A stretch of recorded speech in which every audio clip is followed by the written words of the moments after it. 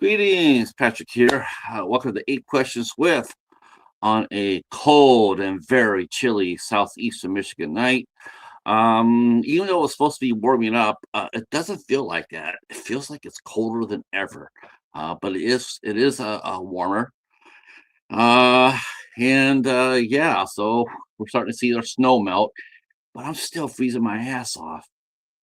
Uh, hey Russell, how are you? Jerry was here. I see Jerry. Greetings, sir. Anthony is at Dave and Buster's, so we won't be seeing Anthony again. Win lots of prizes.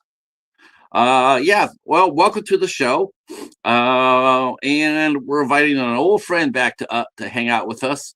Our good friend Ken Sledge from Sledgehammer Horror is going to come out, and him and I are just gonna have some fun, catch up, talk. Even though we talk a lot of off camera, but I wanted him to come on here and we'll talk a little bit about some horror, obviously horror films. Of course, the sad news today: James Van Der Beek passed away. Um, it was really weird. It was like I was doing a show. I was doing a retro tube show, and I was watching me and Eric from Hate Internet. It's Eric, and he and I were watching an episode of Renegade, which is coming out soon, and we were talking about James Van Der Beek, and I had mentioned that I was thinking about doing covering the finale of Dawson's Creek, and because I didn't think, honestly, I just didn't think he was based on what he looked like, based on what I've seen before. He didn't look like he was going to make it very much longer. And then I got a ping today from Eric. He's like, "Dude," he's like, "You called that." Um, didn't mean to, rather not have. But anybody could tell.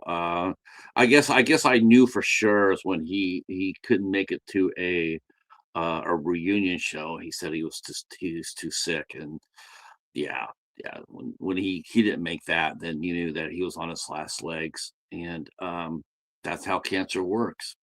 Um, Very unfortunate. I feel sorry for his wife and his six kids. He's only 48 years old. 48. That's it.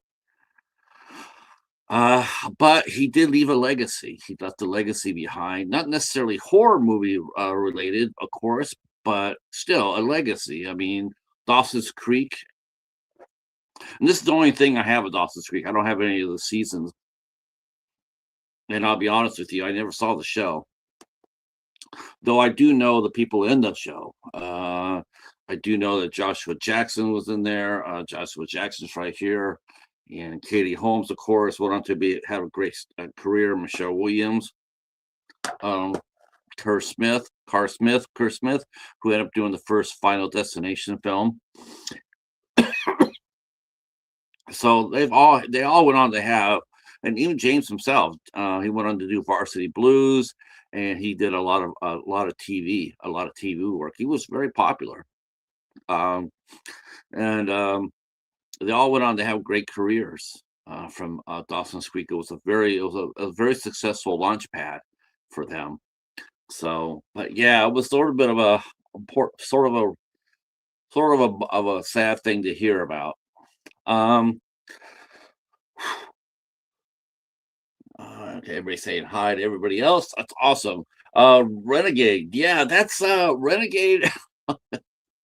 So, mm. So I started this show. I started this new series on the channel called RetroTube.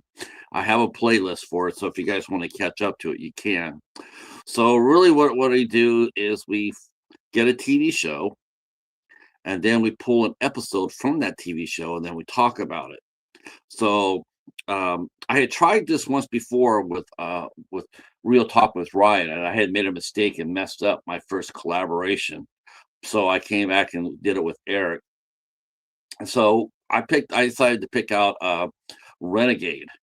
Renegade is came out in 1992, and it starred Lorenzo Lamas, and it was a fun show.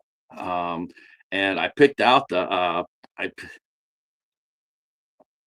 oh, that's right. That's right. You're right.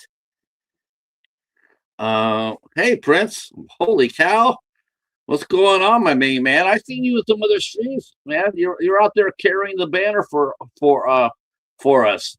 I see you out there, and there's Lady Valerie, of course. That's right, our fearless leader. Wherever there's Bigfoot, we'll follow Val to wherever that may be. Of course, we'll be behind Michael, of course. Yeah, welcome in. Ken will be here shortly.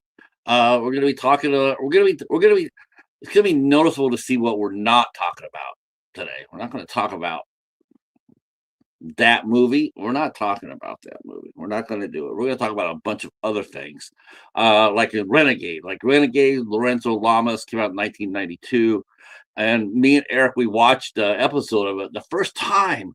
The first time we watched this episode, and it was so much fun. I couldn't believe how much fun we had with this. And that's going to be coming out next Wednesday. I'm not going to give any spoilers out here, but check out our adventure and who was in this episode of Renegade. So, and I put this out there. I'll put this out there. Of course, Lady Valerie's going to do it. I just got to get a time with her. But if you guys want to come do a retro tube, you guys just ping me on Facebook. Ping me on Facebook if you got TikTok. Ping me on there. Say, hey, I want to in on the action, and we'll make it happen. Yeah, no problem at all. See, fun fact: James Van Der Beek filmed Varsity Blues during the break of the first season of Dawson's Creek. Yeah, that was when their star just started to rise, right? Oh my gosh! And of course, Katie Holmes. She and I mean, all those guys had. They've all done horror films, if I'm not mistaken, except for James Van Der Beek. I'm not sure if he ever did a horror film. I know that Joshua Jackson did. Definitely know Katie Holmes did. Of course, she did the faculty. And Michelle Williams, I believe she has done also a couple of horror films. And of course, probably the most famous of them all doing a horror film is Carr Smith, who did the first Final Destination. So yeah, yeah, they all have their fingers dipped in horror, that's for sure. Um, so yeah, we're not going to mention that movie. It's talked out. Besides, there's some other great news to talk about. That Brendan Fraser and Rachel Weisz have agreed to come back to do a fourth Mummy film. Um, I think they waited so long. They've been talking about doing the fourth film. This is just a guess, way off, maybe way off of it, but I think they postponed off the official wording because they were talking about this like 6-7 months ago, and I think the reason why they didn't announce it till today was, well, if you guys know about Brendan Fraser, he's very self-conscious, and I think he wants to do the movie, but I think he wants to be in the best shape that he can be. He can't do the movie, at the same, at the same size he did the whale. Even though I know that's a bodysuit, but he was, he has severe issues, mental health issues. But he's come back, and he's come back with a vengeance. And I think the reason why they postponed it till today, as I think he's finally in a really good place to where he feels comfortable and confident in himself to go out there and do the fourth film, and because it's a physical part, right? I mean, they're not going to just sit on the sidelines and watch younger people do it. We're going to see the McConnells go after it. um, the only thing I noticed, and I hope to hell that they fix this, is you got to have Oded Freire played who played their son of Obey, and then you got to have Arnold Vosloo. He's got to play Imhotep. You got to bring back Imhotep. So hopefully the core four will come back for another adventure, and of course John Hannah's still with us too. So John Hannah could get in there, and he was always great comic relief. Always enjoyed watching him in the movies, and he did come through when he was needed. So uh, So me and Canada, we're going to be talking a little bit about, we're going to take questions from you guys. This is just, this is just friends right here today for this one. But we do got more guests coming up here. I'll let you know about what's coming up on the calendar. So next Wednesday, Doc Kaiju is going to be coming up with his partner Critter. They run the Kaiju Critter show on their YouTube channel, and you know me, I'm all about the Kaiju. So they're going to be coming out and hanging out with us next Wednesday. So next Wednesday will be all things Godzilla, Monarch, Legacy, anything that you can think of with a monster in it. We'll be talking about it, and that'll be next Wednesday at 8:00. And then next Thursday, no, I don't have anything Thursday. Oh, no, let's see, Friday. Yes. On Friday the 19th, we have actress Laura LaMonaco will be here with us. And she will be talking acting. She is also an acting teacher. So I'm always really interested in talking to acting teachers. I think they're a lot of fun to talk to because they don't ever teach the same thing twice. So I want to see how she approaches teaching new acting students, and what is it like teaching them today versus just even a few years ago. The dynamic has changed. It's not just the same old, same old. I think the dynamic has changed as far as actors being taught and how they receive the instruction and how they apply it to their career. So we'll be talking with Laura a week from Thursday about that. So I can't wait for that. She's a really nice lady, and I'm looking forward to chewing the fat with her. All right. Let's see. On the 22nd, that's a Sunday. Of course, at 8:00, I'll be hosting the show for Mighty Mary. Oops, here comes our Ken. Bringing the Sledgehammer. There he is. What's going on? I was reading the calendar.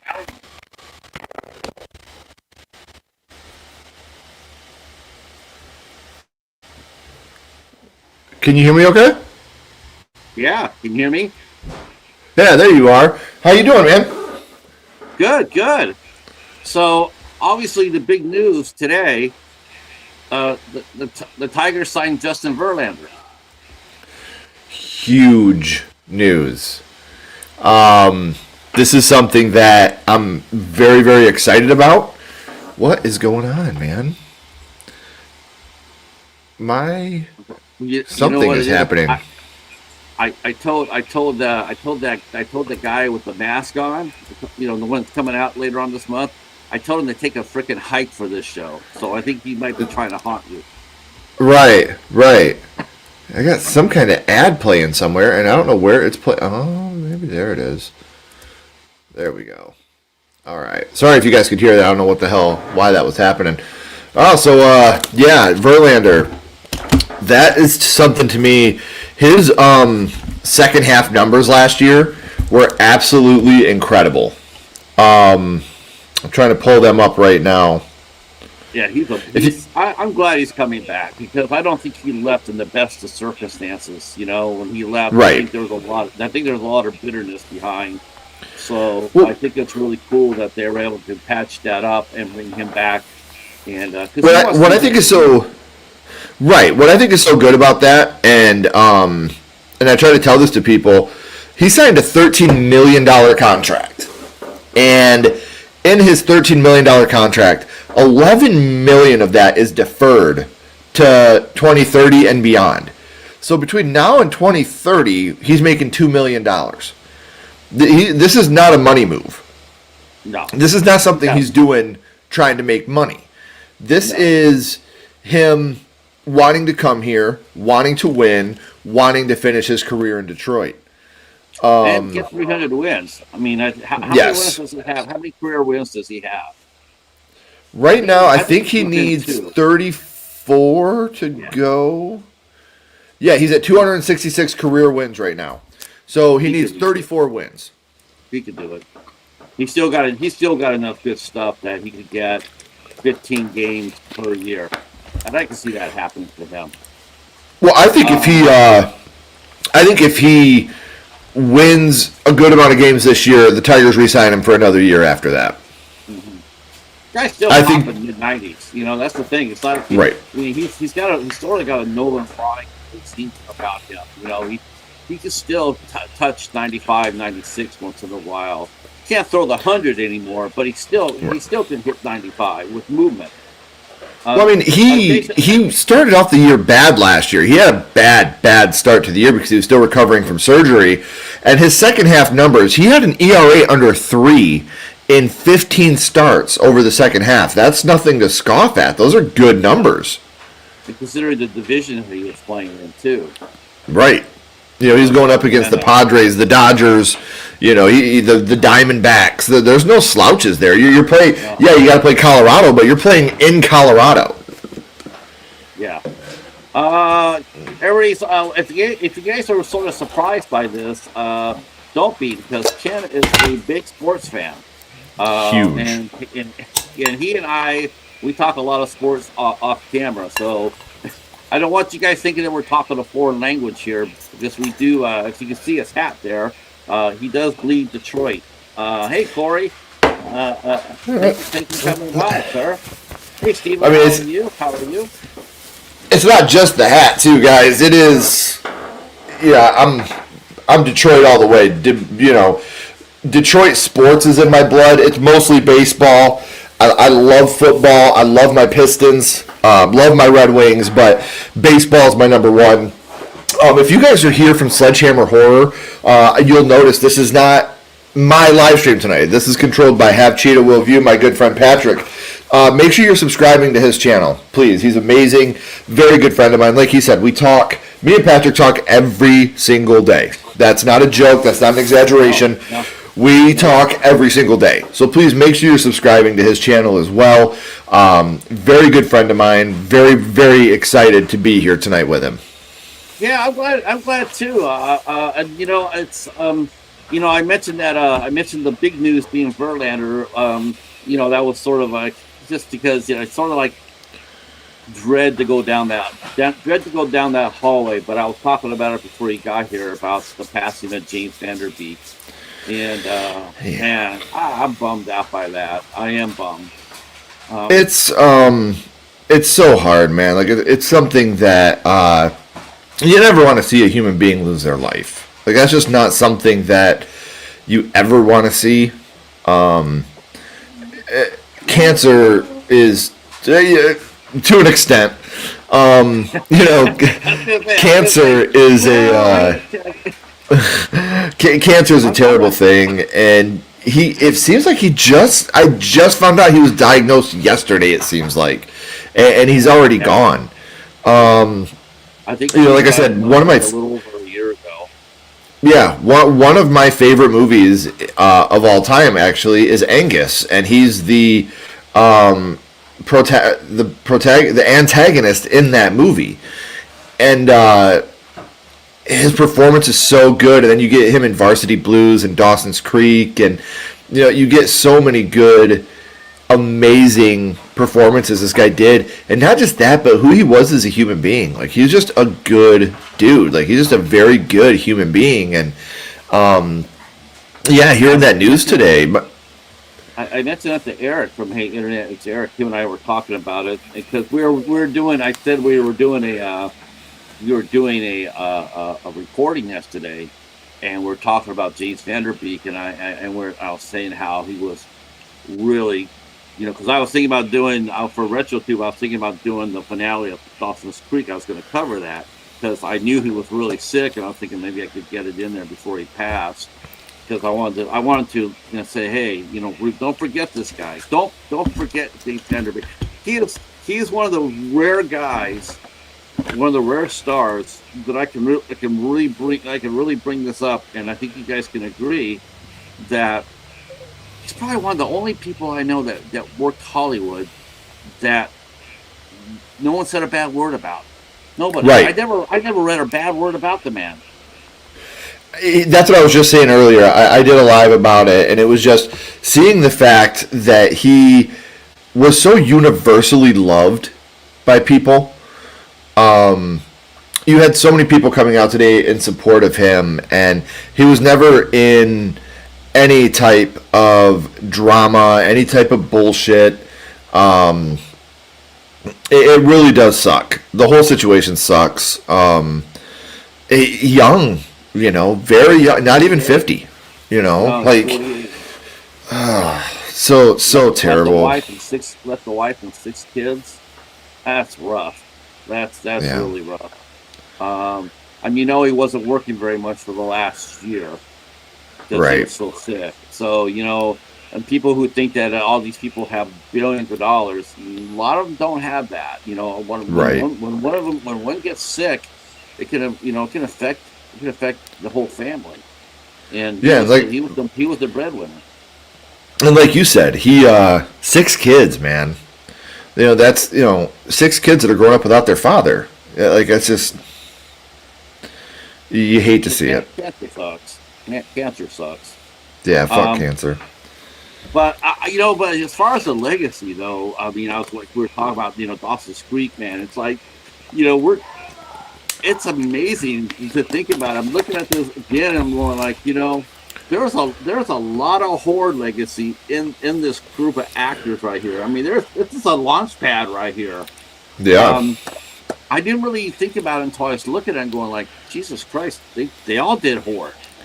I mean, every one of these guys had done a horror movie that we all love and yeah. remember.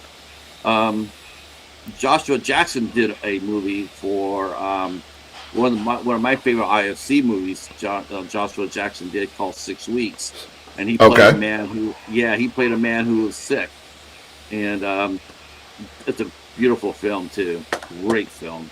But the legacy that they had, it's like you think of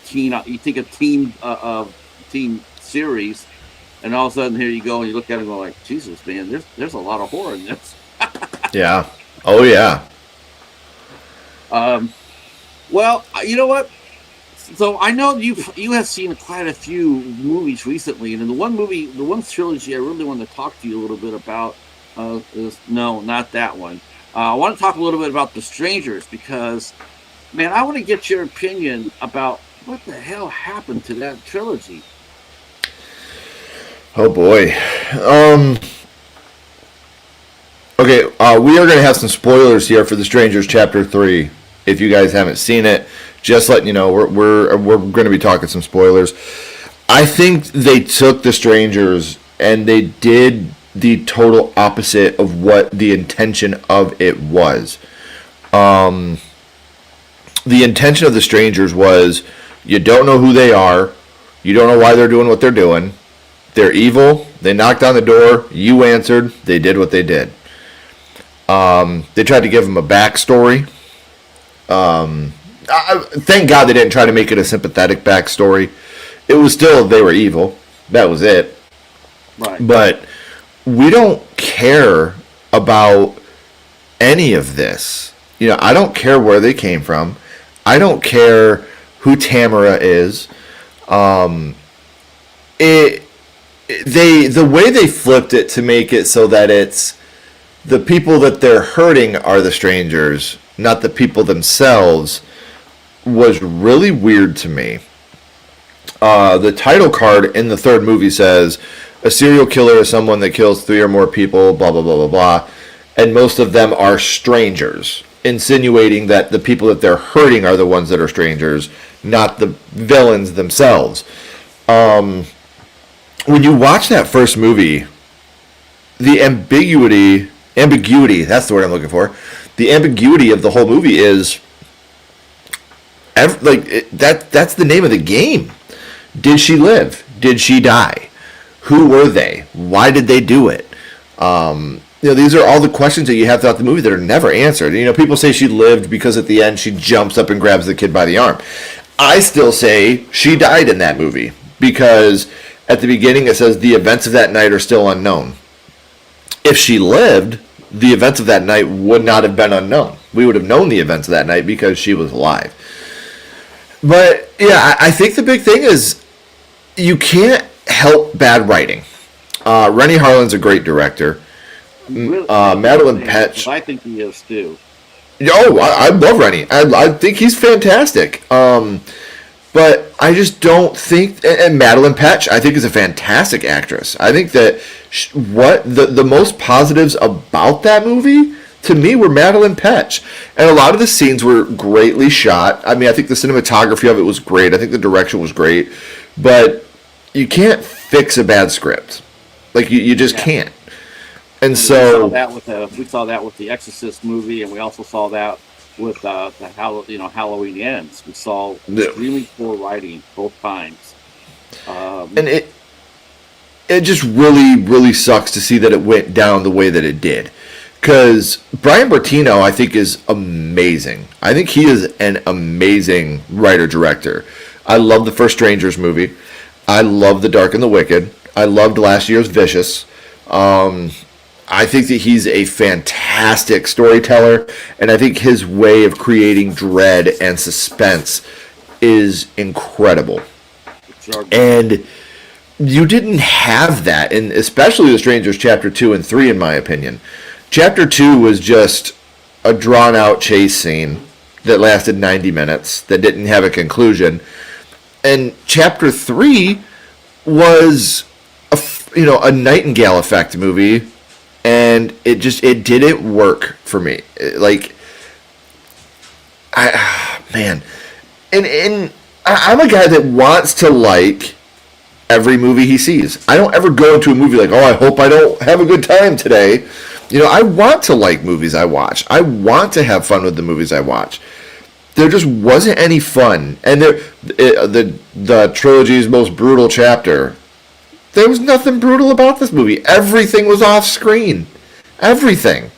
So, and I think what really sucks for the movie too is the fact that they shot up back to back to back so fast. They didn't leave yep, themselves any wriggle room. It's and that's, I think that really hurt the series, the trilogy more than anything else. Is that they filmed it so quick that by the time the first movie came out didn't do that well. I mean, did well. I mean, as far as making the most money, but it didn't do very well as far as return business or word of mouth. nope. Okay, then you can go back and you can tweak it. You can tweak it, and get ready for the second movie, and take the lessons from the first. The third one's not even done yet. It's not even planned out yet, because you're going based on what the first movie does. But they filmed it back to back to back, and it's like, wow, we're stuck with what we got. We have to write. I mean, that's the reason why people they're talking like, how can the movies keep on sucking so hard? Well, Yeah. because they were locked in place.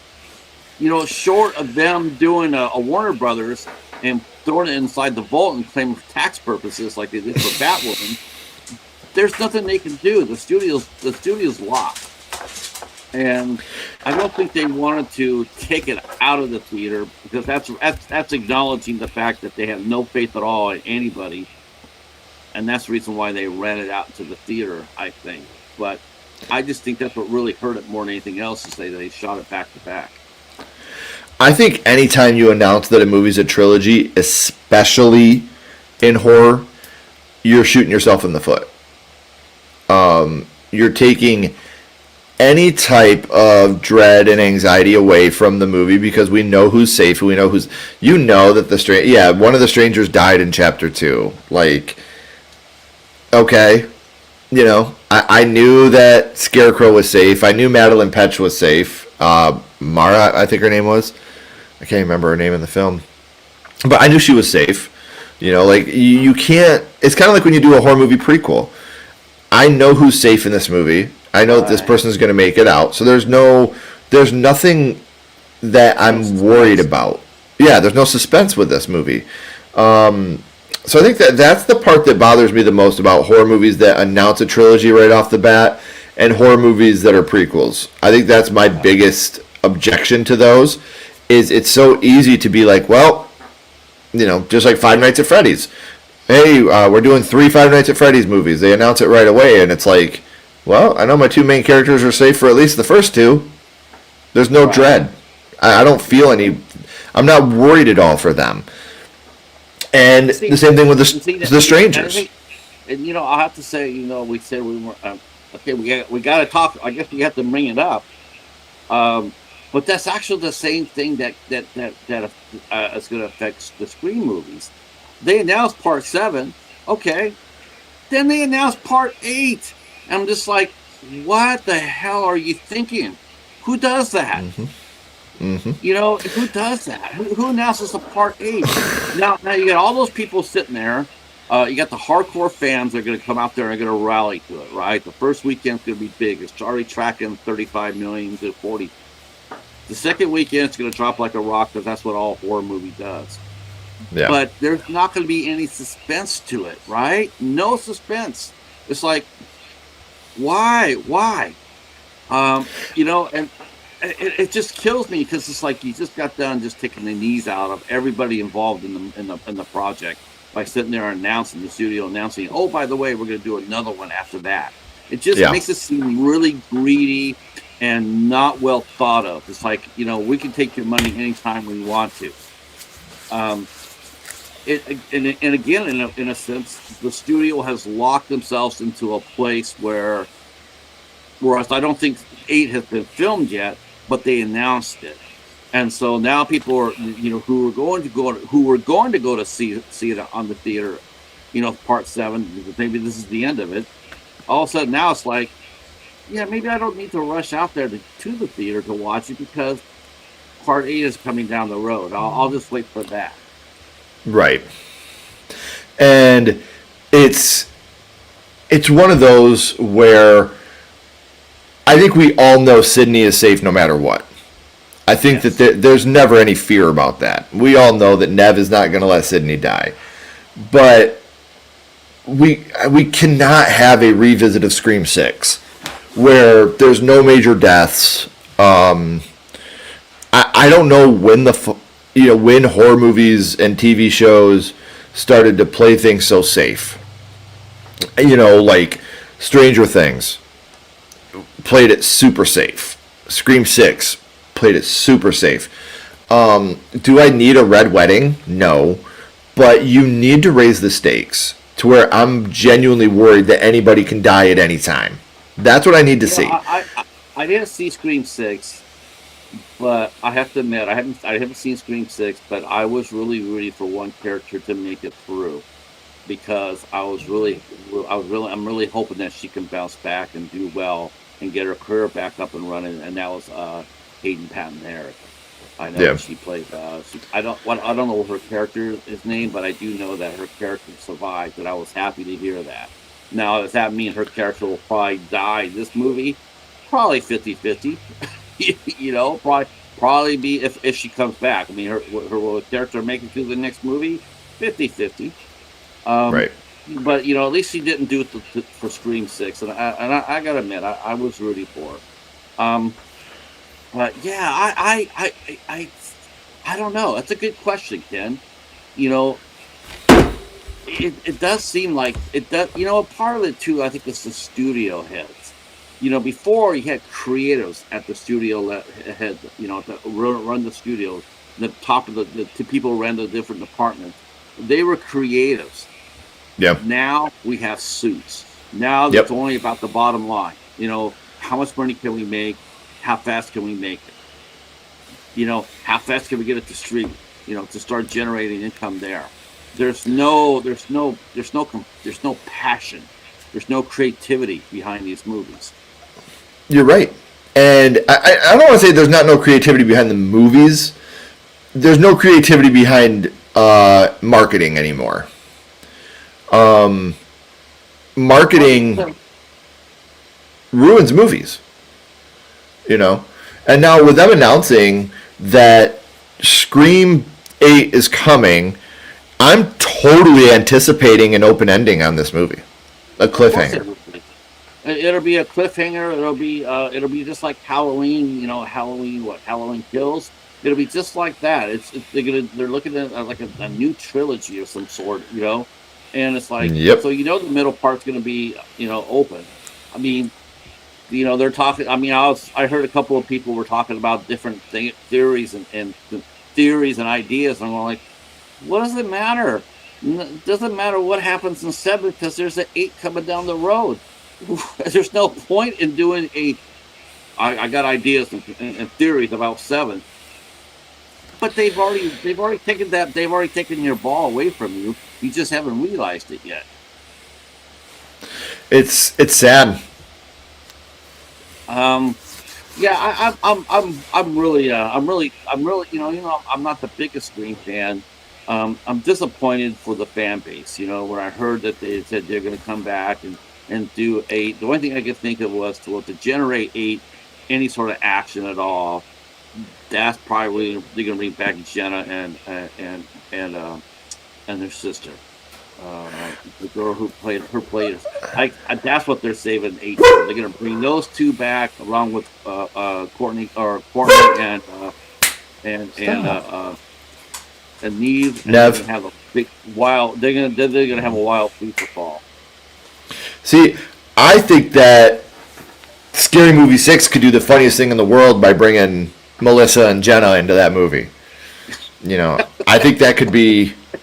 Could you imagine if we have a scene where Melissa Barrera and Jenna Ortega are walking and you're like, I thought that we didn't agree to be in this movie, like, could be the funniest thing in the world. I had thought that movie had been made. I thought it was coming out. I didn't realize they were still putting together the cast for it. Oh no, it's been filmed. We're getting our first trailer during Scream 7. Well, I was really happy to be here. You know who's actually going to be in the movie? Who's that? One of the greatest indie screen queens ever. Felissa Rose. Yeah. Yes, she's in there. She's parodying the part in Terrifier 3 where Art the Clown blows up the Santa Claus stuff. I'm so happy for her. Yep.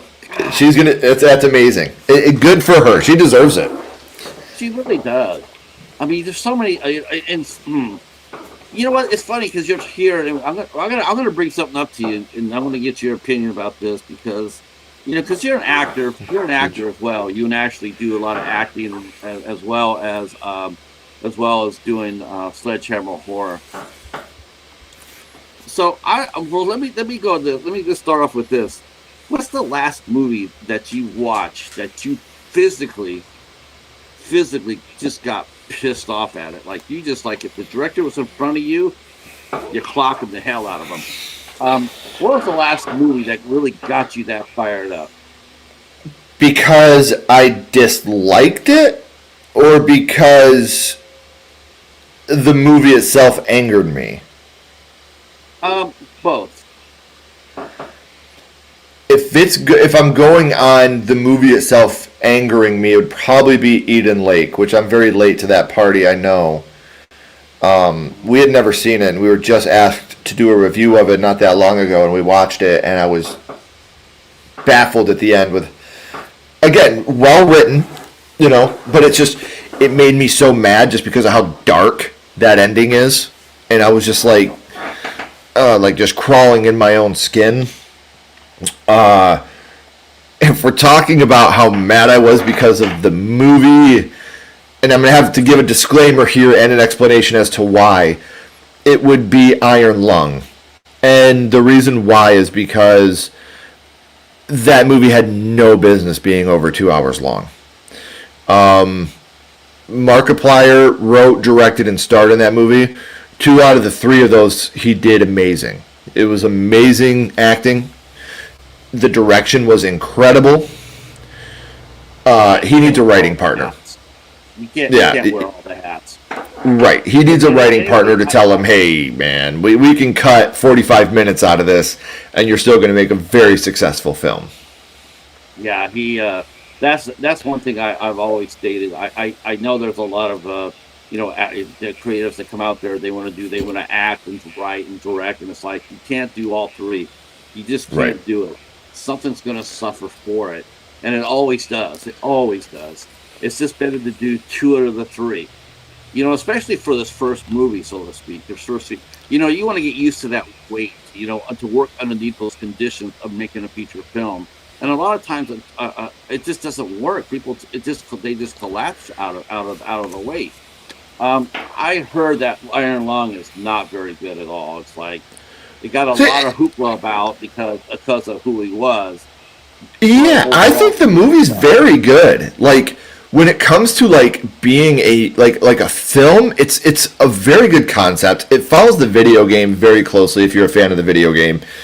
It does all these things right, but again, it's a guy essentially in a submarine for 2 hours and 15 minutes, and it didn't have. If he would have went the host direction with this and made a 70-minute film, this could have been an incredible film.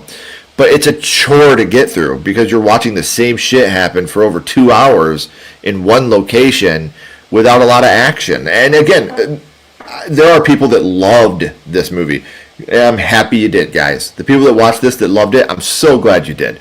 Anytime horror succeeds, I'm happy. Even if it's a movie I didn't enjoy. But man, it was very hard for me to get through that film. Molly.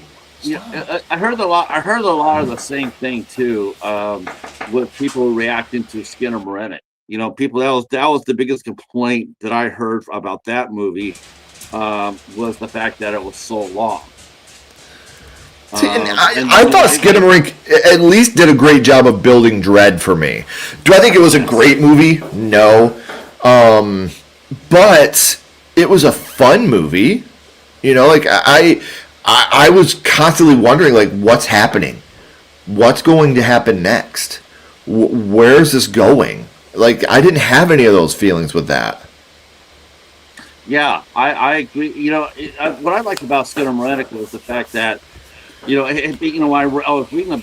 reading about Iron Lung, and I was thinking this does sort of sound like the same thing, except for two kids. You have one guy, and they're stuck there. The kids were Yeah. stuck in the house, and he was stuck in the submarine. I think you're right. The biggest thing on both those movies, the biggest complaint I heard was the fact that it just was too long of a movie. And I would be the first to agree that if they go ahead and they trimmed it off, 15, 20 minutes off of Skinamarink, it would have worked a lot better, than it did, in its full length. Um, I think that just that actually comes from, I think, again, it's lack of experience. Yeah. And Yeah. really, that's all it is. The next time he makes his next movie he makes, guaranteed it'll be 90, 95 minutes. I hope that, like I said, what he needs is a writing partner to come up and say, "Hey, dude, we need to take this down a little bit. Like we need to bring this back a little bit. There's nothing that we need to do for 2 hours long in this situation." And again, I wish the guy nothing but the most success. I don't think he should stop making films. Like I've seen people say that, like, "Oh, he tried," and dude, he had the Oh, he number two succeeded. movie in America on an indie budget. Great job, dude. There's obviously something there, but we just need to get to the point to where we can also say, "Hey, my favorite creator made something and it wasn't perfect. He can Well, I improve think what on really made things." it really even more impressive than the number two spot was he got that number two spot, while dealing with a massive snowstorm, and he still Yeah. able those numbers up. Of course, it dropped afterwards, but that's horror. Horror always drops after the first weekend. You Right. know, but yeah, he made his money. Definitely, and he's gonna earn now. Now, here's the thing. Here's the thing. I would tell that young man. I would tell him, like, listen, for your second movie, do exactly what you did for the first one. Yep. You don't need to go to any studio to do it. Screw that. Just Make like another just like movie on Damien your own. Leone. Make it on your own terms. There's too many directors that go out there, make that first movie that pops, and next thing you know, they get handed the keys to the studio, make a studio movie, and then they bomb, and then it takes years for a lot of these directors to get another chance. It's not like they step out and like, okay, I don't want to direct anymore. It's that they can't get Right. through the door after that. Well, a lot of people don't want to sell their products off. They want to do it themselves. Um, yeah, you mentioned the marketing. Marketing. Wow. What man? I saw that I still see the traditional marketing is still at play. I looked at the commercials for Super Bowl, and it seemed like half of them were all previews for movies. And tell me if am I crazy? So I saw and I'll put this out to the chat too. Am I crazy, or did I when I was watching a Project Hail Mary trailer? Didn't Adam Sandler do that same damn movie last year? He did. He did. Okay. I was watching it and going like, why does this sound all so familiar? Adam Sandler did this last year. And he did, didn't he? Yeah. Oh my God. I just like, I don't go to the movies. I don't watch streaming, but I knew, I read I was reading about that movie he did because they're saying it was a serious role for him. And I followed the synopsis, and then all of a sudden it's like, I'm watching this on the trailer, going like, he he's this is Adam Sandler's movie. Where's he at? uh, so yeah. Um, what do you think of the upcoming movies coming up? As far as marketing goes, do you think they did a good job? Do you think most studios are doing good jobs now? How do you think they could improve? Because I think some of them have gotten lazy. Less I is think they more. have turned over. We need to go back to a less is more approach. We have 3 reviews coming out this weekend. Tomorrow, our review for Good Luck, Have Fun, Don't Die is coming out. Friday, our review for Cold Storage is coming out. And Saturday, our review for The Mortuary Assistant. So we were able to see these 3 films a little early. And I'm very excited for people to check out these reviews and see what we thought of those 3 films. 2 of them are bangers. One of them we didn't like as much. But overall, 2026 has been very impressive in the horror movies that I've seen. Did you watch Whistle yet? No, I have not seen Whistle yet. That's the one I want to see. Has anybody seen Whistle? And if so, what do you think? That's the one Yeah, that got me. That one got my bell ringing. And then there's another one coming out with Sean God Stifler plays Stifler. Sean Scott. Oh, Sean William Scott? Are you talking about Dolly? Yeah. Yes. I saw that last year. We saw that at Fantastic Fest last year. And I can't. I mean, our review's up on the channel. I don't want to spoil it for people here because we did do a spoiler review. I think it's fine. just fine. Yeah, it's the perfect mix of Texas Chainsaw Massacre and Barbarian. Really. Yeah. Really, it looked so much more gothic-y than that, with all the dolls around and shit like that. It looks creepy as hell. The dolls, man. Okay, mild spoiler for Dolly. The dolls have very, very, very little to do with the film. Very little to do with the film. So that's really that whoever marketed that movie did a great job in the previews because they got you talking about that little scene and taking away from the main.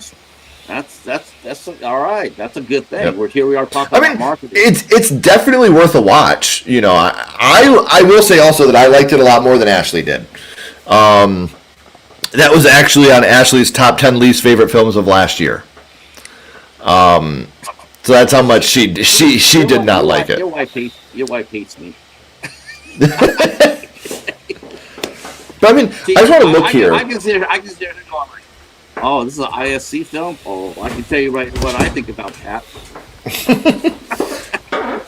So if I'm looking at the movies that we've seen so far this year, let me go to my 2026 playlist real quick. And this is not counting like Dolly, because we had saw that last year, so we didn't put that on the list for this one. Primate I thought was good. 28 Years Later I thought was good. Night Patrol was a dud. Return to Silent Hill was a dud. Oh, In oh, Infirmary was good. Iron Lung was fine. Send Help was very good. Dracula: A Love Tale was good. Twisted was mediocre. The Strangers Chapter 3 was a dud, and then Misdirection was okay. And then you have Good Luck, Have Fun, Don't Die, which I think is my favorite of the year so far. Cold Storage, which is also a lot of fun. And then The Mortuary Assistant, which I feel like I probably would have liked The Mortuary Assistant a little more had I played the game first before I had watched the movie. I watched the movie before I had played the game, and they do the same thing with that they did with Return to Silent Hill. And if you don't know the game, a lot of what they talk about in the Mortuary Assistant is going to go over your head. You're not going to. It's one of those things where they depend on your game knowledge to understand the movie. And I think that same thing with comic books. Same thing with comic books. And it sucks when they do that. I have to admit, I haven't been to the theater since I saw It Too. Everybody knows I haven't gone to the theater. I have to be honest with you. At first I was actually getting hyped up to maybe go see Silent Hill because I love the first movie so much. Hated the second one, but then they said the team for the first movie was going to do the third one. So I was getting all amped up for it, and then all of a sudden it came out and it got crushed. So what the hell happened? I mean, again, is it one of those things where the studio got involved in it? Yes. I didn't know anybody in the movie. There was no named actors in that movie that I could see. Well, a friend of mine's in that movie actually. Okay. Yeah, her name's Emily. Emily Carding is a good friend of Ashley and mine, and she's in the film. And she said the same thing. She was like, "Ken, like, I wish I could tell you all the scenes that we had in there that didn't make the cutting room floor, and I don't know why." She's like, "I have no idea why these scenes did not make it to the floor." I'm hoping that we get a director's cut eventually. I think the thing is they didn't know which audience they wanted to go for. Because if you knew the games, you are going to be disappointed in this movie because they cut a lot of the games out. They switched a lot of things. If you don't know the games, you're not going to understand a lot of this movie because they still depend on your game knowledge. Two of my favorite characters from the game are essentially erased from this movie. And it's like, those are two of my absolute favorite characters in the Silent Hill universe, and you just almost just got rid of them. Yeah. That happened to me. That happened to me. That is true when there's a key element, there's a key player missing in a movie that you're really looking forward to see. Like for me, it was The Fellowship of the Ring. Okay. Man, they had such a huge hole in that movie. I was like, where the hell is Tom Bombadil, who's a very big character in the first movie and the first book? And like, where is he? And Jackson didn't put him in the first movie. And you come out of that, you come out of that thinking, where'd he go? What happened to him? Because he was that vital to the film, and they didn't put him in there. Right. Let me check up with the chat here. I'm sure you got a chat going on. Let's see. Jerry mentions thanks, smash button. Thank you, sir. Let's see. And he also says, show Sledgehammer some love. That's right. Get over there and God, how many people you got now on your channel, Ken? You got 12,000? Oh, for subscribers? Yeah. 14.6. 14.6. Jesus Christ. Not that far away from 15. Hoping. We're hoping to get that by the middle of the year. What about you guys? What about you guys this year as far as activities go? Are you guys filming any movies? In any movies? We're hoping to film. Yeah, we're going to be at GhoulieCon in St. Louis. We're guests out there. So anybody watching in the western central part of the United States, if you want to come meet us in March at GhoulieCon in St. Louis, we'll be there. And then we're hoping to film our movie The Monster this year. It's a Sledgehammer original. And it's definitely a horror movie. Like I want to make that known. It's a horror film. It's a short. Is this a homage to Brian Bertano? No. Because he made a movie called The Monster. Right. That's just the word. I doubt when we actually release it, it'll be called The Monster. But it's a real life horror movie. It's how far will someone go to stop their children from being bullied? What would they do to stop their children from being hurt? And I think that people are going to watch this and wonder what the fuck is wrong with Ashley and I. I think people are really going to be like, I think it's actually a legitimate question in a legitimate world. Yeah.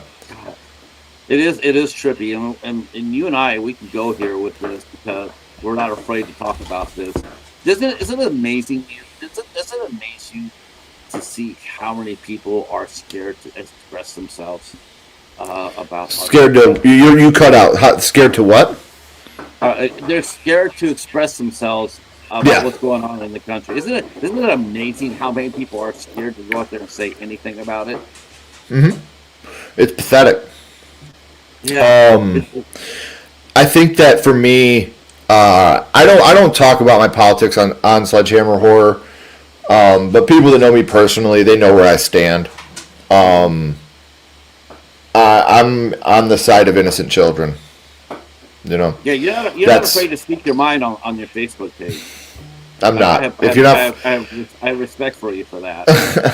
Yeah, anybody that follows I keep that off of Sledgehammer Horror just because I have to remember that this is a partnership, and essentially it is a business. We're LLC, and I don't want the rest of the team at Sledgehammer Horror to be lumped under the umbrella of what I feel. Because it's not just me. Ashley is an equal part of this. We have a guy that does a lot behind the scenes for us named Bill. He's an equal part of this. We have a guy that helps us with booking. His name's Michael. He's an equal part of this. This Sledgehammer Horror is a team of people. And do you feel though like the bigger you get, the less freedom you have? No, I don't think that's really the case. I still every day answer every single comment Sledgehammer Horror gets, whether it's a positive or negative comment on YouTube. And I don't think I'll ever stop doing that. I don't think that's something I could ever stop doing because I'm so appreciative. And we had someone today tell us, I respect your opinion, but I don't think this movie's for you.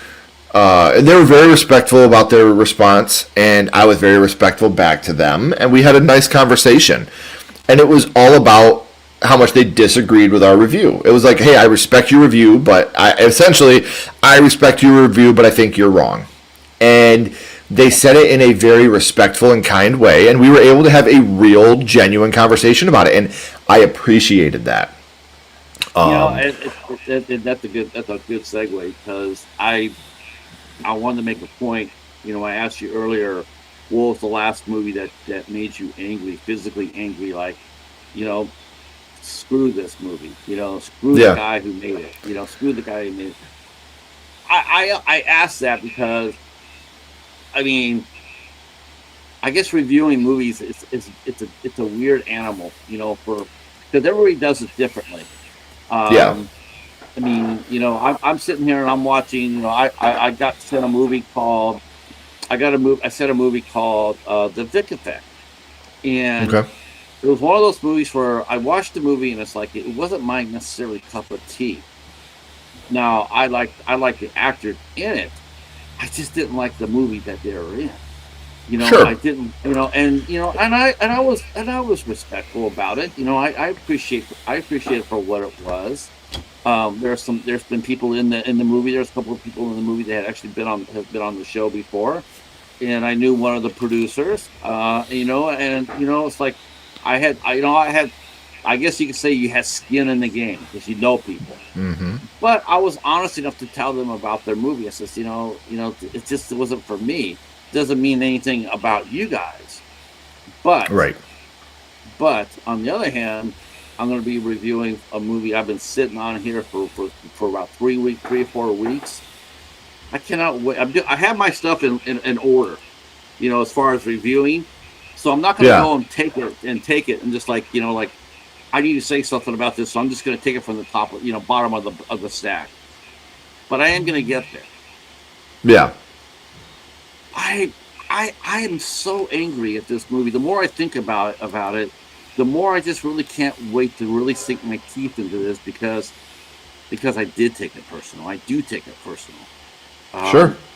I think and that's a rare thing. I think these days where you see someone actually sit there and say, like, I don't like it or I like it. They're afraid to express themselves any more than that. Right. I just can't do that. I know people that, well, that's not very professional. You're gonna burn a bridge. I'm going. To me, it's like, you know what? In this case, here's $20. Go get me some gas. See, but Um, I will fully disagree with that sentiment. And I'll tell you why. We did a review last year on a movie called The Drowned. We did not like the film, and I heard we that. released our review. And one of the first comments we got was the director of the film. He watched our review, and he was like, "Hey, there's certain things that you guys said in your review that were, accurate. There's certain things you said that you were not. I would love to sit down and have a conversation with you." Of course, hey, here's my email. Hit me up. So we did an interview with him. And, we talked for about an hour before the interview even started about certain things in the movie that I liked and that I disliked. And he even called us out on something. He was like, you said this moment, moment X, you said was CGI. It wasn't. It was done practically. We did a reprimandum, or whatever it's called, in the description of the video saying, hey, we fluffed at this moment. We said it was CGI. We were wrong. We should have done our research. This is on Sledgehammer Horror.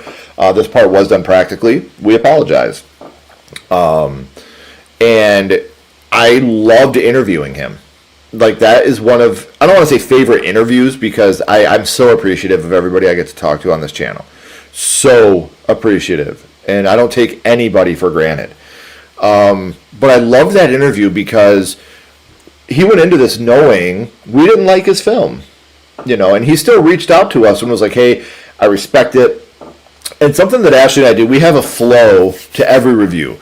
It's an intro, all our positives, all our negatives, and then we do spoilers. And I feel like we should always find a positive in a movie we disliked, and we should always find negatives in movies that we really liked. I feel like that's fair. That's fair judgment. And I tell people, like even friends of mine, like, hey, can you review my film? I can, but I'm going to be honest. And if you don't want that honest critique, I probably shouldn't do it. I'm and anybody that knows me has probably heard me say this word 50 million times. I'm very, very big on integrity and the importance of integrity. And with Sledgehammer Horror, it's not just my integrity at question, it's my wife's. And so if you want me to review a film, if you want me to review your short, if you want me to, I'm fine. I'm happy with it. But you have to be happy with the result too, even if we're negative, Yeah. I mean, you can't. I reviewed 2 movies recently, like the Vic Effect, which the main actor came by and he saw my review and he came by and says, "Thank you for your honest review." And part of times, a lot of times you do a review with somebody and you sit there and you're like, it does make your stomach twirl a little bit, like, man, what happens if they come out there and they drop one that doesn't agree with you, and it does happen. And then I did another one. I did one on Tubi, this little creature feature on Tubi, and it was just it looked straight from, it's like sci-fi, sci-fi level movie, and it's like It's one of those really fun ones where you didn't have any doubt at all that it was CGI. Right. It's just if you watch any sci-fi movies from 10 years ago, you know what I'm saying. And I made a couple hiccups to it, and the director came by and he took me to he pointed those things out to me, and I said, well, I said, you know what? There's only one thing for me left to do, and that's to go back and do another review, so I can get it right. You Yeah. know, I can go back there and I can go ahead and give you a movie to watch another movie. Because it was an okay movie. It wasn't outstanding or anything else like that. It was exactly what I wanted it to be. I wanted it to be a goofy Tubi movie, and it was. Right. What I'm upset though for the movie I'll be talking about is the fact that there's nothing worse to me. And I posted this up in this week. I posted up my little blurb that I did my review for John Carpenter's Ghost of Mars. As a reviewer, and as a moviegoer, the one thing I hate more than anything else is a waste of talent. Yeah. That gets me really, if it's a poor story, it's a poor effects, poor whatever. But whenever you have a grade A cast or a singular talent and you just waste it out of hand, that just really bothers me tremendously. And so this is what's going to happen. I'm going to be watching this movie. I'm going to be reviewing it, and in it has two people that have been on my show before. And the person who did this movie is straight out exploitation, and not in a good way. And I did. I knew the movie was. I knew the movie that someone gave it to me, so I got to watch it, and I was not expecting what I saw. I knew the movie was going to be bad, but I did not know it was just basically going to be just those two actresses who are trying to advance their careers being told just to go ahead and run around naked for like 90% of the movie. I was so angry with that because it's such, they're trying to advance their career. You're not helping them any.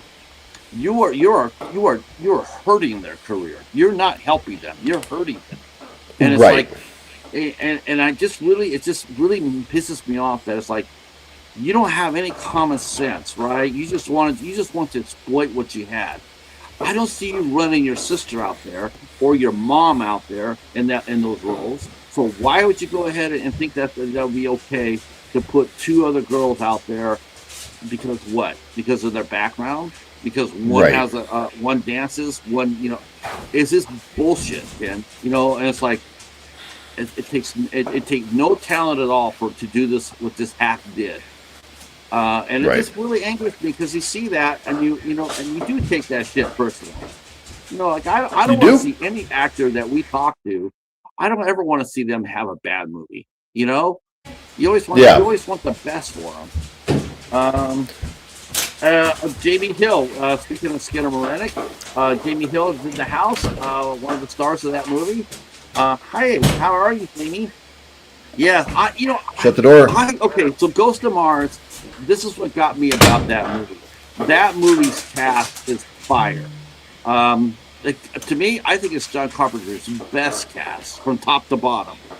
I know that a lot of people say Skip in New York, but really, I think Ghost of Mars has the top count from top to bottom. Yeah, that cast is stacked.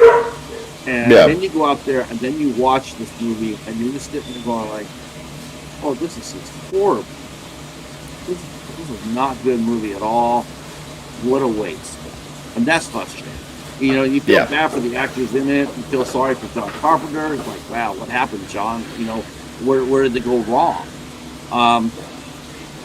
And then you lose that cast. It stinks. It was decent when they had the right actors on screen. When you saw the good actors that were there, but the story itself and the effects, it looked like it was done on a stage play, on a sound stage. Sure. And it looks like it. It looked like that from day one when I saw it at the theater. It looked like it was done on a sound stage. And that is beyond frustrating. Yes. So I don't know. To me, I heard, I've been hearing people talk about toxic horror. Someone had mentioned they wanted to talk about some recent horror movies, and they wanted to avoid the toxicity of the fan base. I know it seems like this comes up every other year, but where do you see the state of horror right now, Ken? I mean, are you seeing it being a little bit toxic right now, or are people is it spilling over? Is the real world spilling over into the world of make believe? Are we seeing that now? Overall, no. Scream, yes. I think Scream. Look, and again, I don't want to get too political here. I have had the. I've been so blessed in Sledgehammer horror and some of the things I've been able to do. I have, and I realize, there's nothing different about me than anybody else out there. Nothing. I've just had some lucky opportunities, and I've had a couple amazing conversations with Melissa Barrera. I think that she is, just a goddess of a woman and so kind and so loving. And I hate what happened to her. I hate it. Like, I can't even put into words how bad and how angry that made me for such an amazing woman to speak her view and not get re-signed on for a movie. That sucked. The whole situation sucked. But what the fans of Melissa Barrera are doing now sucks. When you're spoiling films and, if you want to boycott a film, that's fine. Good, more power to you. I think that if you are strong enough in your convictions that that's what you want to do, good for you. Good for you. Don't ruin it for other people. That just makes you a dick. That doesn't make you a social justice warrior. It makes you an asshole. Period. That's all it does. And Melissa Barrera's moved on. She's done great things since she left the Scream franchise. Yeah. It didn't hurt her career. It didn't hurt Jenna's career. No. They're still out there fighting the good fight. Right. And so I think that the Scream fandom, it's really Scream fans versus Melissa fans now. And that sucks. I don't want to see horror go at each other. And like I said, I'm on the side of what happened to Melissa is garbage. I hate it. I've been very vocal that I hate what happened to her. Boycotting a movie is not going to do any good for anybody, in my opinion. There's no children in Palestine that are going to get help because you didn't watch Scream 7. And I'm not trying to be, cold, and I'm not trying to be saying that your cause doesn't matter. That's not what I'm saying. But if you want to help the people of Palestine, especially the children of Palestine that are victims and need help, help them. Do what you can to really make a difference and really help them. Spoiling Scream 7 isn't going to help them. No. It takes money away from them. Listen, Spyglass. Well, the thing is, they want to boycott Spyglass. And I'm like, well, you're still watching Warner Brothers movies. You're still watching Lionsgate movies. And that's who owns Spyglass. If you want to boycott every movie from Warner Brothers, Lionsgate, Spyglass, more power to you. Yeah, not going to be watching right. And that's the other thing. Well, the Spyglass is owned by Zionist, or however you say it. And I'm like, so is every movie studio in Hollywood. Like, all of them. Like, you might as well just stop watching film. Because if that's really what you want to do is hit them in the pocket, that's what you're going to have to do. Because like I said, Lionsgate, Warner Brothers, Spyglass, they're all under the same umbrella. And, Spyglass is the littlest one there. So they don't get that much. Most of the money comes from Lionsgate and Warner Brothers anyway. So when you're going to watch Weapons, when you're going to watch Final Destination 6 or Bloodlines, those Warner Brothers movies, Sinners, you're supporting Spyglass by doing that. So, again, the last thing I would ever do is say your resistance doesn't matter. I would never say that to somebody. If this is what you want to do, is you want to boycott this movie, you want to boycott this studio, I hope that you find some inner peace with it. But like I said, ruining it for other people just makes you an ass. That's it. It doesn't help anybody. It doesn't help anything. I didn't even know I didn't even know there was a boycott. Tells you how far aloof I am in that goes. I really don't know anything what's going to happen. I mean, like I said, I had totally but no, I didn't know there was a boycott. I didn't know it was because of that. I remember when they were so pissed off I remember some of the fans were so pissed off at Melissa when she took over when Nip Campbell didn't get paid. They were ripping her up and down the street. Now, and that's the thing. Now she's their best friend. Well, it's flipped. You know, people were like, "Well, Melissa shouldn't do this if Nev's not getting paid." You know, and now it's Nev shouldn't do this since Melissa got let go, and it's like, man, like the irony is so funny to me that people can't see they're going against what they were against, or they're going against what they were for last time. Like you can't. It's at the end of the day, it's a movie. It's a movie, and I did feel bad for Melissa because because to me it was like a teachable moment. You know, you could have she said what she said, but she said it from a place where she didn't know. She didn't. Not everybody knows history, but I think if you take someone like that and you sit there and say, "Listen, before you go up there, let me just share some knowledge with you, so you become from a stronger place, a stronger position." Instead of just because a lot of that sort of shit is just like the toxic fans.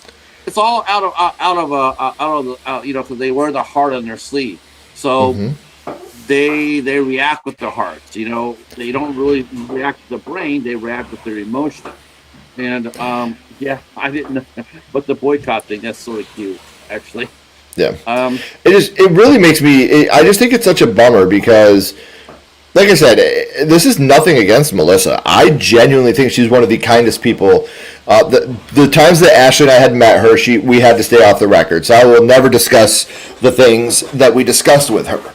That was a big thing with her. It was, hey, I don't mind talking to you, but it can't be filmed, and I would like for my opinions to stay mine. It's of course. We didn't film any of these interviews. But we've met her twice at Horror Hound, and both times she was just incredible. So nice, so kind, so willing to have a conversation. And, like I said, she's moved on. That's all I want to say is she's moved on. She's ready for other things to happen in her career, and other things are happening in her career. Yeah. Like, if you want to support Melissa Barrera, and, this is the biggest thing for me, because I think that another thing we're losing out on is, we can't go watch Scream because she's not in it now. And it's like, if that's how you feel, that's fine. But how about you go and watch The Copenhagen Test? Why didn't you guys show up for Annabelle when that movie bombed in the theater? And it didn't deserve to, You want to bitch about what she's not in, but you guys aren't flooding the cinemas to see what she is. And that's the biggest thing for me. Like I said, the Copenhagen Test is a great TV series that she's in. All these movies that she's in that nobody shows up for. Your Monster, which I thought was fantastic. Abigail, which was great. I know she has the collaboration coming up. She has Black Tides coming up. Go support her in cinema by watching these movies instead of complaining about the movies that she's not in. That to me is. I'd like to see that. I'd like to see that Abigail. I still have not had that come across my library yet, but I definitely want to see that. I love it. I love it. That looks to be a lot of fun. It is. It's a blast. So you guys are going to conventions. So what do you think about the state of conventions? Is it a healthy place? It seems to me like last year, for the first time that I can remember. Boy, did it seem like there was convention burnout or what? What do you think? Is that a one-time thing, or is it something that promoters should be aware of and be wary of, not to overprice their fans out the door? Well, and that's another thing people need to realize is exactly what you said. A lot of times, promoters set pricing too. I mean, if we're going to meet our favorite celebrities, they still got to eat. You know what I mean? You got to pay to see them. I don't think convention burnout is, because Horror Hound last year was as busy as it's ever been. Horror Hound and Scarefest are my two favorites that we go to. Like we still go to those ones as fans, and it's fun, because there's obviously people that see us in the crowd and come up like, oh my God, it's nice to meet you, so cool, and one of the best compliments we ever got, I'm not going to name drop the person because they might be in the chat, but we sat and had a conversation with them, and afterwards they were like, you guys are just as nice in person as you are on camera. And that was one of the best compliments we've ever gotten, because that's what you see is what you get with Ashley and I. And that's just a fact. There's nothing different about us in person than there is on camera. For those of you that didn't watch our Stranger Things 3 review, which you should definitely watch, the beginning of the review is me screaming and cursing in the background. Yeah, you got to put a disclaimer out for that. I did, and that's what I was just going to talk about. If you listen, after I dropped the first F-bomb that I dropped, you can hear one of my daughters laughing. Yeah. I let my daughters be in the room for that because I don't do that. I don't scream and curse, and I didn't want them to hear me from across the house and be like, what is happening? Is everything okay? So I told them, like, hey, Daddy's going to be yelling pretty loud. Daddy's going to be saying a lot of curse words. I'm not mad. I'm not, because, it's obviously if Mia and Ashley are in the studio and the kids hear me screaming like that, what's going on with Mom and Dad? So I was like, if you guys want to be in the room so you can see how it goes, I need you to be quiet, but you guys can come back and watch.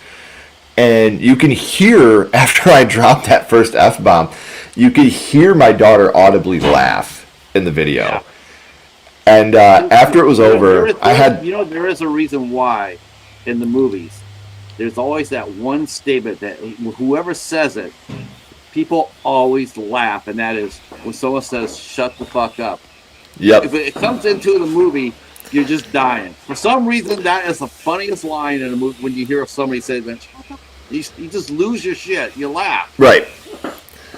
Well, I hope that, my hope is that people watch it and they realize, that's who Ashley and I are. We don't scream at each other. We don't curse at each other. That's why we've been together for 21 years. That's not, and our kids don't get screamed at. They get dad voice. Don't get me wrong. I'll put on dad voice, when it's time to. But I don't scream at my kids. I don't curse at my kids. So I let them be in the room so they could see, Dad and Mom are just having fun. Your dad would never talk to your mom like that. Your dad would definitely never talk to you like that. So nobody else better, ever. Whoever your partner is. I am very entertained. I'm very entertained. I'm sure the people in the chat are too. Are very entertained by the fur ball. You guys do fur ball once in a while, and that is with Jason and Michael Myers. So I didn't really realize, I really didn't realize until recently exactly how big of a fur ball that really was. And I'm just going to go on the record right now, Ken. We're Team Ken. All right. We love Jason. Okay. Jason's our boy. So Good. tell us about the evolution of the fur ball between you and Ashley. Though if Ashley even hereditary, I probably went back to her side. Yeah. Like you said, that's something that's been going on for many moons. I've always been a huge Jason fan. Ashley has always been a huge Michael fan. So I think it's just, and it's funny because we'll have people that'll be like, I think Freddy's better, right? Whatever. And I agree. I think Freddy's better. Chucky's my favorite. But we always go with Jason and Michael because there's always that comparison between those two. The big, broody, quiet slashers. You're going to have the comparisons of Michael and Jason. I do prefer Freddy to both of them. I do prefer Chucky. Which Freddy? Robert or Jackie Earl?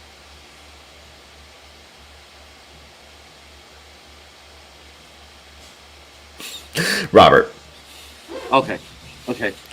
To be fair, though, I think Jackie Earl Haley is a better Freddy Krueger. When it comes to being a monster and a villain, You hate Jackie Earle every time he's on screen, and that's how you're supposed to feel. You're not supposed to like Freddy, you know.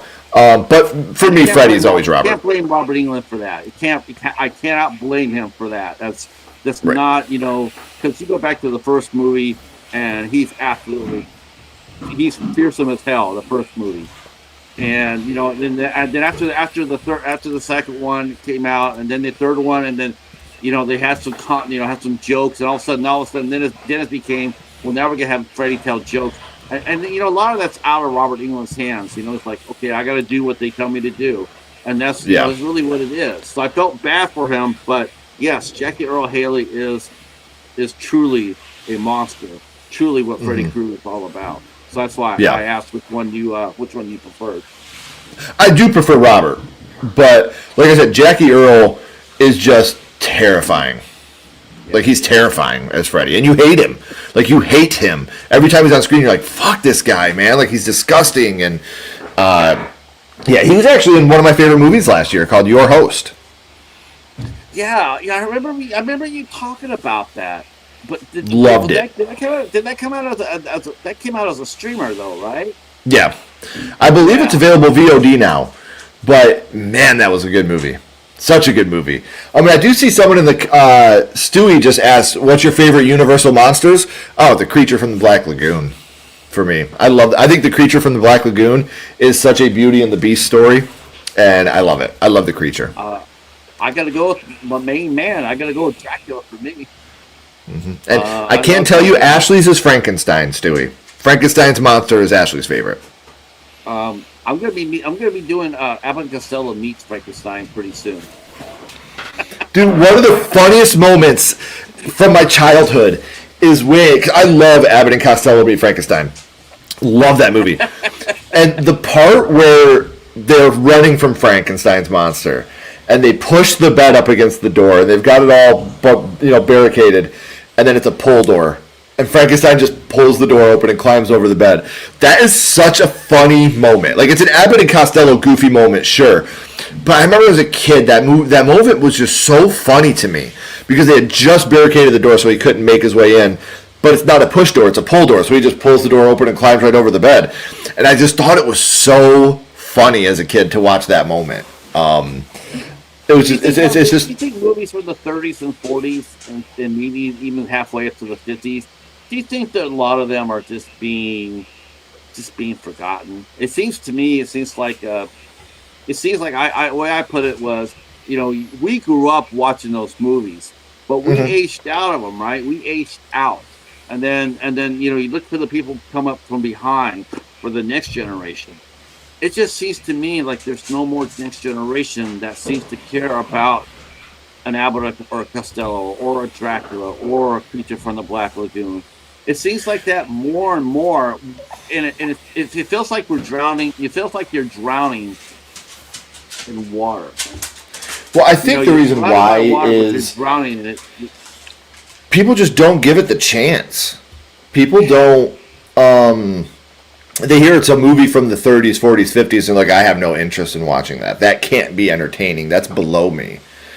And they don't realize that everything that they're watching today is so highly influenced by the movies back. You know what I mean? Like, without the Universal monsters, we don't have my Mount Rushmore of monsters with, Freddy, Jason, Chucky, Ghostface. Like, those don't exist without the Universal monsters. And, I think that you always want to pay tribute to the ones that came before you. And we just watched that Dracula, A Love Story, and I thought it was very good. Very good. It surprised me how well done that movie was. I think sometimes the studios go to the well too often, like another Dracula movie, and it's like, wow, they just did one. This one is different though. Like, this is not a horror movie. Like, I would even say that, and we said that in our review. There's very little horror elements to this movie. This is a true love story. Like, and Caleb Landry Jones blew my mind with how good he did in this movie. Like, Caleb Landry Jones was phenomenal as Dracula in this movie. But this is a total love story. Like, the title Dracula, A Love Story is not a lie. There's obviously horror elements to it, but there is nothing like what we're used to with Dracula. But the thing is that you look at the box office, and the box office pretty much tells you like nobody asked for it. Like no one's sitting there going like, yeah, I want to see another. Like there's gonna be another werewolf movie coming up here in a minute, and it's like nobody really asked for it. I hadn't heard anybody sit there and say, "Gee, I hadn't seen a good werewolf movie in 6 months. Let's make one." Well, I think the werewolf one is going to be super successful. It's Robert Eggers, so that is going to make a shit ton of money. I'm with you. I don't think they're necessary, but all I could say is Dracula: A Love Story really took me by surprise with how well done it was. good cast. I'm a sucker for a love story, I agree with you about the cast. I mean, I saw, there's Christoph, and I'm like, wow, Christoph Waltz. And I'm like, okay, that guy's excellent. He's just one of those actors that you do gravitate to see whatever he does. I'm like that with Jared Harris. That guy could read the newspaper. I'm sitting there watching it. That guy's so fucking phenomenal. And I even said that I think he's better than his dad. I think he's better than his dad. Hey, Ashley's here for a second, guys. All right. Hello. Hi, Ashley. He said hi. I got the earbud in, so she can't hear you. I can't hear. Oh yeah. Anything. Oh. Patrick said hi. Hey guys. Tell her I sided with Team Jason. I can't hear him. He said that he sided with Team Jason. Patrick. But tell her how she can get my vote. He said that if you start to dislike Hereditary a little more, you might get his vote back for Team Michael. Now I'm getting persuaded. The blackmail is real. All right. Is Ashley working tonight? Yeah, she had to work tonight. Yeah, she is. I just told Patrick I got to get off here in a second because I got to get the girls to bed. So when I do that, can I call you back? Yep. Yeah. All right, love you. Yeah, we definitely hit our mark. So I want to go ahead and say thank you to everybody who came out and supported both of our channels today. We dual streamed this. I'm sure you probably had 20 people over there. It's just like I said, the big thing with tonight is just like I love the chance, any chance I get to hang out with you, just because we never get the chance to do this. We're always, show off because you guys are generally on Thursdays. Tuesdays, Wednesdays, Thursdays. A lot at the same time I am. So that's why I always come in and see what you're doing. And then I have to go, and I always feel bad because it's like, man, I want to stay and watch this and be involved in it, and next thing you know, and then when I'm doing something like this, but I'll work on it. I'll work on being a little bit better as far as popping up, and because I really enjoyed this quite a bit. I always enjoy talking with you. Yeah, like I said, it's cool because we get to do it every day, when we're at home, talking. So it's nice to actually get here live and hang out with you and talk a little bit. I bet you probably didn't realize how much I really love cats until now, right? Yeah. All right, boys and girls. I'm going to go ahead and let Ken go. I'm going to let you go, and then I'm going to say goodnight to the chat. We'll be back here next Wednesday, maybe Tuesday. I'm not quite sure yet. But for sure, we'll be here next Wednesday for Doc Kaiju and Critter. And they'll be here, and it's going to be a night of Kaiju. Cannot wait for that. So we're going to be talking about the new Godzilla movie. We're going to be talking about Monarch. We're going to be talking about our boy Gigan, a little Pacific Rim, a little Atlantic Rim, a little Monster Night. So come by next Wednesday for that. And thanks so much for showing up, and we will see you soon. Take care, everybody. See ya. Let's see. Ta-da.